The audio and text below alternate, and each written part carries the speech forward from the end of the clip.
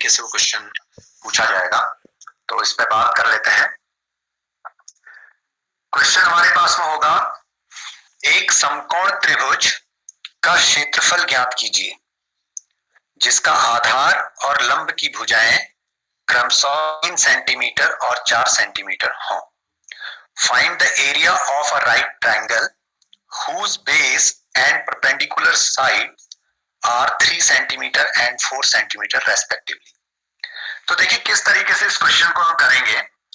सबसे पहले हम एक फिगर ड्रॉ करते हैं, उस फिगर के अकॉर्डिंग यहाँ पे बात करते हैं कि कैसे ये क्वेश्चन होगा। ये हमने बात की कि ये हमारे पास में एक समकोण त्रिभुज है और इस समकोण त्रिभुज में हमारे पास में ये एंगल जो है 90 डिग्री का है। इसको मैं नेमिंग कर देता हूं ए पॉइंट, बी पॉइंट और सी पॉइंट। अब जिधर एक्यूट एंगल बनता है, जिस साइड एक्यूट एंगल बनता है वो साइड बेस कहलाती है, वो आधार कहलाता है। तो भाई हमारे पास में सी पॉइंट पे अगर न्यून कोण बन रहा है, एक्यूट एंगल बन रहा है, तो बेस हो गया बीसी और सीबी यानी आधार। तो आधार हमारे पास में है 3 सेंटीमीटर और परपेंडिकुलर हमारे पास में है 4 सेंटीमीटर। तो हमें एसी यानी कि हाइपोटेन्यूज इसका निकालना है। सॉरी, इसमें हमने हाइपोटेन्यूज नहीं, हमने इसका एरिया निकालना है, area of a right triangle. Hypotenuse वाला क्वेश्चन अभी हम दूसरा क्वेश्चन लेते हैं और इस पे भी हम बात कर सकते हैं उसके लिए। ओके, हमें जो जो चीजें दे रखी हैं तो हमने यहाँ पे इस फिगर के थ्रू ड्रॉ कर ली हैं। तो गिवन दैट में आप लिख लीजिएगा, दिया है ना आपके पास में बेस जिसे हम आधार कहते हैं। तो आधार बराबर हमारे पास में 3 सेंटीमीटर है और इसमें जो परपेंडिकुलर है लंब और जिसको हम ऊंचाई भी कहते हैं, तो ये हमारे पास में है 4 सेंटीमीटर। और फाइंड दैट ज्ञात करना है। क्या हमें ज्ञात करना है? समकोण त्रिभुज का क्षेत्रफल। हमें समकोण त्रिभुज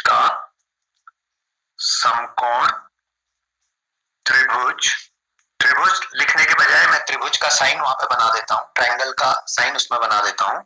और चाहे तो राइट ट्रायंगल बना दें, समकोण त्रिभुज लिखने के बजाय राइट ट्रायंगल वहां पे बना दें। समकोण त्रिभुज ए बी सी का क्षेत्रफल ये हमको निकालना है, area of our right triangle ABC. Okay, अब हम जानते हैं हल जब हम करेंगे, ये दो चीजें तो हमने भाई क्वेश्चन से लिखी हैं। अब हमारे पास में हम जानते हैं कि समकोण त्रिभुज का क्षेत्रफल, area of a right triangle equal to, हमने फर्स्ट डे पे भी बात की थी, ये होता है 1/2 इंटू बेस यानी कि हाइट, बेस यानी कि आधार और इंटू हाइट जिसको हम ऊंचाई भी कहते हैं। और यहाँ पे लंब की बात कर रखी है तो हम यहाँ पे इसको परपेंडिकुलर लिख देंगे, तो इंटू लंब। तो इक्वल टू के नीचे हमने इक्वल टू किया। ये जो लेफ्ट हैंड साइड में चल रहा है ये समकोण त्रिभुज का क्षेत्रफल चल रहा है। तो 1/2 इंटू आधार की जगह पे हमारे पास में 3 सेंटीमीटर दिया है, तो 3 सेंटीमीटर इंटू जो परपेंडिकुलर हमको दिया है वो 4 सेंटीमीटर दिया हुआ है, तो यहाँ पे हमने 4 सेंटीमीटर लिख लिया। और यहाँ पे अब हमारे पास में आ गया 1/2 इंटू 3 इंटू 4 और सेंटीमीटर भी मल्टीपल हो गए तो सेंटीमीटर स्क्वायर। क्षेत्रफल की जो यूनिट होती है वो स्क्वायर यूनिट होती है। सेंटीमीटर में हमें यहाँ पे बेस और परपेंडिकुलर दिए हुए हैं, तो इसलिए हमको एरिया अगर निकालना है तो ये सेंटीमीटर स्क्वायर हो जाएगा और हिंदी में इसको हम कहते हैं वर्ग सेंटीमीटर। अब यहाँ पे हम इसको थोड़ा सा सिंप्लीफाई कर लेते हैं। तो 2 1 जा 2, 2 2 जा 4। अब हमारे पास में बच गए 1 इंटू 3 इंटू 2 अपॉन 1 है, तो डिनोमिनेटर में अगर 1 होता है तो वैल्यू वही रहेगी जो न्यूमरेटर में रहती है। तो 1 इंटू 3, 3 3 1 जा 3 और 3 2 जा 6, तो 6 सेंटीमीटर स्क्वायर। ये इसका समकोण त्रिभुज का क्षेत्रफल आ गया। इस तरीके से हम इसमें काम करेंगे। और जब हम बात कर रहे हैं कि अगर इसी क्वेश्चन पे हम बात करें जो अभी हाइपोटेन्यूज हम कहते हैं कि भाई कैसे इसमें तीसरी भुजा हम निकाल सकते कि एक समकोण त्रिभुज में दो भुजाएं हमको दे रखी हैं, आधार और उसका लंब, बेस और परपेंडिकुलर हमको दिया हुआ है, और थर्ड साइड हमको निकालनी है, यानी कि एसी हमको निकालना है। तो किस तरीके से निकालेंगे? कल हमने एक फॉर्मूला लिखा हुआ है, तो उसी पे बात करते हैं। राइट एंगल ट्रायंगल पे हम जब चले तो इस पे हम जब बात कर रहे हैं, इस पॉइंट पे हमारे पास में राइट एंगल बना हुआ है, नाम दे दिया हमने इसको ए बी सी। सी पे हमारे पास में एक्यूट एंगल है, तो ये हमारे पास में बेस हो गया 3 सेंटीमीटर, और ये परपेंडिकुलर हो गया 4 सेंटीमीटर ए बी। अब हमने निकालना है भाई एसी। तो जो जो चीजें हमें दी हुई है हम इसको लिख लेते हैं। हमें ए बी दिया हुआ है, A B equal to 4 centimetre, और बीसी हमको दिया हुआ है, बीसी इक्वल टू 3 सेंटीमीटर, और हमको सीए या एसी फाइंड करना है कि एसी कितना होगा। तो एसी को हमने कल कहा था कि ये हमारे पास में हाइपोटेन्यूज है, यानी कि कर्ण है।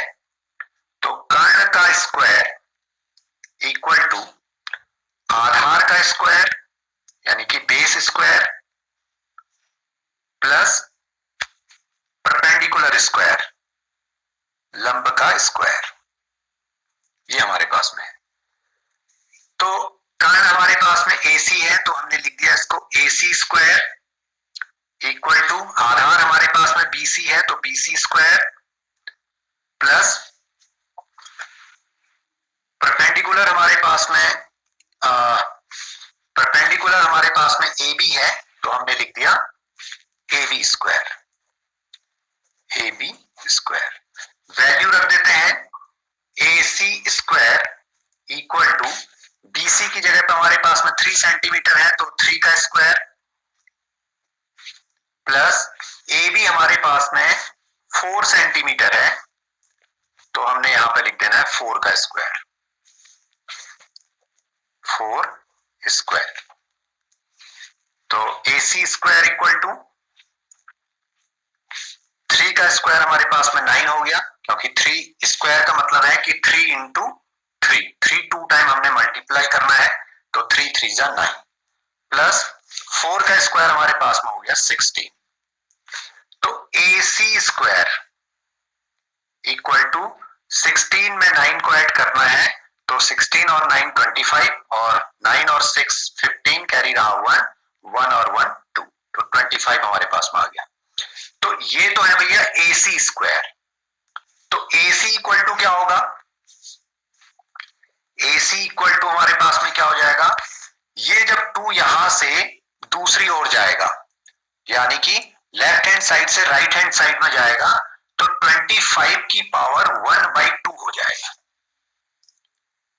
यानी कि यहां पे ये लेफ्ट हैंड साइड पे जो 2 है, तो 2 को अगर हम फ्रैक्शन फॉर्म में लिखें तो मैं इसको लिख सकता हूं 2/1, यानी कि जिस भी नंबर का डिनोमिनेटर नहीं होता है तो वो 1 माना जाता है, तो 2/1 हुआ।